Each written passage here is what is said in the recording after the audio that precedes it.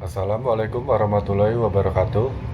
Jadi di video ini ditujukan untuk tugas besar 2 untuk mata kuliah Etik Universitas Mercubuana yang dosennya adalah Pak Budiantoro. Jadi di sini saya akan membahas 3 materi tentang kepemimpinan, profesi, dan kedisiplinan. Jadi langsung saja, yang pertama itu pengertian kepemimpinan. Pemimpin adalah inti dari manajemen. Ini berarti bahwa manajemen akan tercapai tujuannya jika ada pemimpin. Kepemimpinan hanya dapat dilaksanakan oleh seorang pemimpin. Seorang pemimpin adalah seorang yang mempunyai keahlian memimpin, mempunyai kemampuan mempengaruhi pendirian atau pendapat orang atau sekelompok seorang tanpa menanyakan alasan-alasannya. Seorang pemimpin adalah seorang yang aktif, membuat rencana-rencana, mengkoordinasi, melakukan percobaan, dan memimpin pekerjaan untuk mencapai tujuan bersama-sama. Yang kedua itu tugas pemimpin. Menurut James A. F. Stone, tugas utama seorang pemimpin adalah: 1. Pemimpin bekerja harus dengan orang lain. Kedua, pemimpin adalah tanggung jawab dan mempertanggungjawabkan. Yang ketiga, pemimpin menyeimbangkan pencapaian tujuan dan prioritas. Yang keempat, pemimpin harus bekerja, harus berpikir secara analitis dan konseptual. Yang kelima, pemimpin adalah politisi dan diplomat di kelompoknya. Yang keenam, pemimpin membuat keputusan yang sulit. Habis itu, peran pemimpin. Menurut Henry Mintzberg, peran pemimpin adalah: yang pertama, peran hubungan antar perorangan.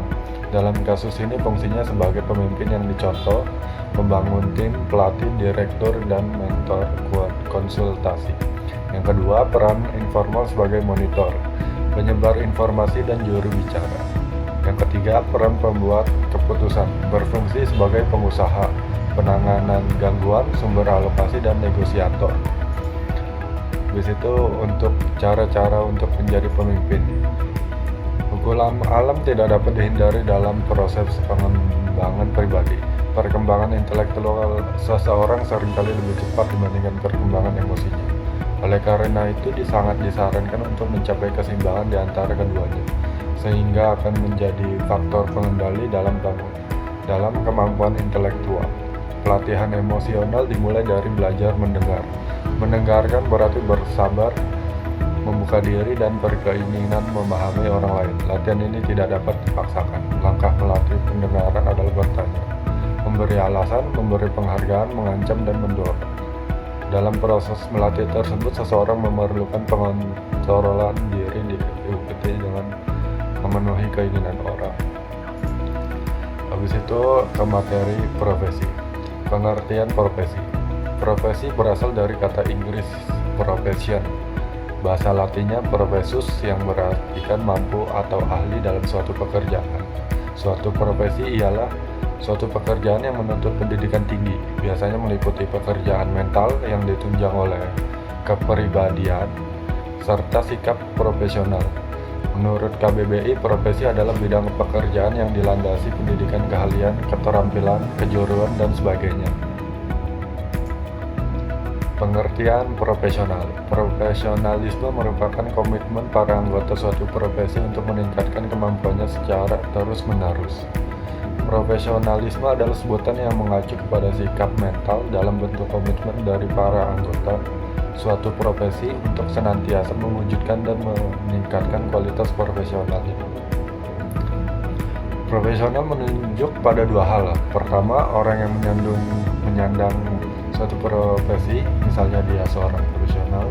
Kedua, penampilan seseorang dalam melakukan pekerjaannya yang sesuai dengan profesinya. Pengertian kedua ini, profesional, dikontraskan dengan non-profesional atau amatir. Organisasi profesi dan kode etik profesi.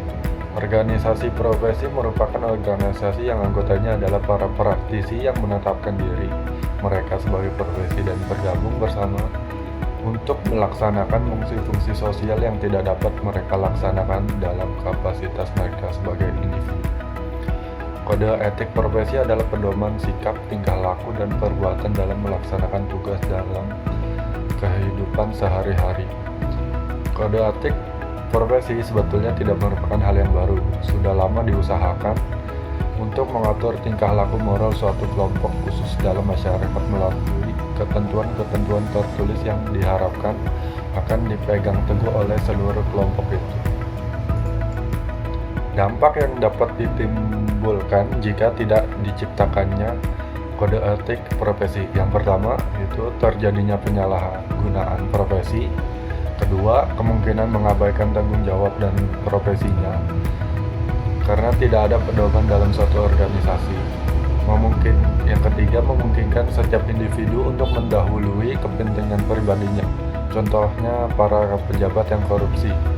Yang keempat, jika tidak adanya kode etik profesi, seseorang dapat memberikan image yang buruk dari profesi yang ditekuninya kepada masyarakat. Habis itu ke materi kedisiplinan. Pengertian kedisiplinan dalam Kamus Besar Bahasa Indonesia dinyatakan bahwa disiplin adalah tata tertib di suatu industri pendidikan, di kantor, kemiliteran, dan sebagainya. Habis itu ketaatan, kepatuhan pada peraturan tata tertib dan bidang studi yang dimiliki objek dan sistem tertentu.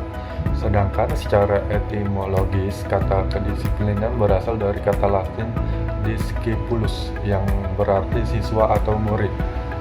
Disiplin merupakan cara masyarakat untuk mengajarkan kepada anak-anaknya tentang perilaku moral yang diterima suatu kelompok.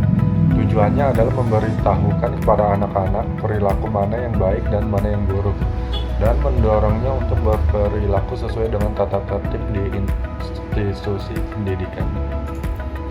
Habis itu ada macam-macam kedisiplinan. Yang pertama, disiplin belajar.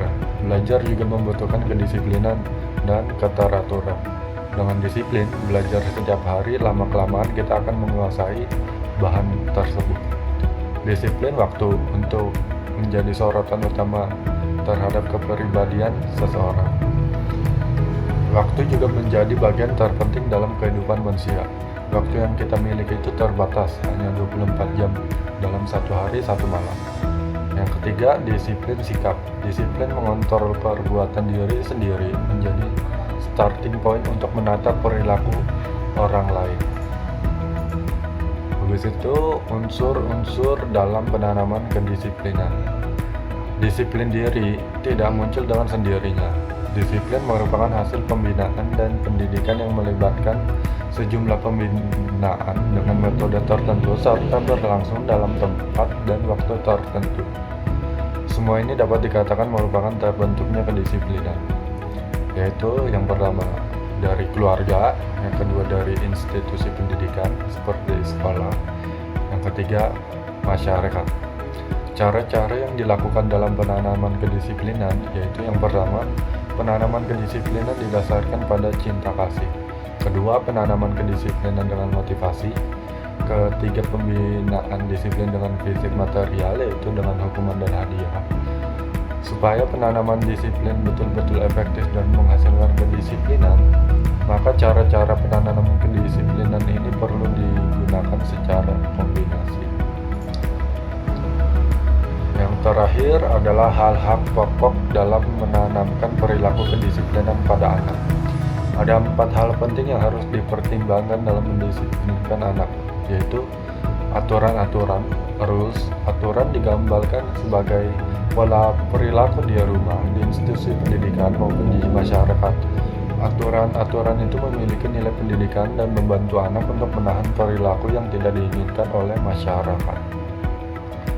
Hukuman atau punishment. Beberapa fungsi hukuman dalam menanamkan kedisiplinan adalah yang bersifat membatasi. Hukuman akan menghalangi pengulangan perilaku yang tidak diinginkan oleh masyarakat atau oleh orang lain. Yang bersifat mendidik. Anak-anak belajar tentang hal baik dan buruk melalui pemberian dan hukuman ketika mereka bertindak tidak sesuai dengan standar sosial yang berlaku. Yang ketiga, sebagai pembangkit motivasi untuk menghindari perilaku yang ditolak masyarakat. Yang ketiga, Imbalan atau rewards merupakan suatu penghargaan untuk hasil baik yang telah dicapai. Imbalan tidak harus berupa materi, tetapi juga bisa dalam bentuk kata-kata yang menyenangkan, seperti pujian, senyuman, tepukan, dan belayan. Dan mungkin seperti itu saja yang bisa saya sampaikan dalam ketiga materi itu, yaitu kepemimpinan, profesi, dan kedisiplinan. Jika ada yang ingin ditanyakan, bisa ditanyakan di kolom komentar. Mungkin sekian dari saya dan video kali ini. Wassalamualaikum warahmatullahi wabarakatuh.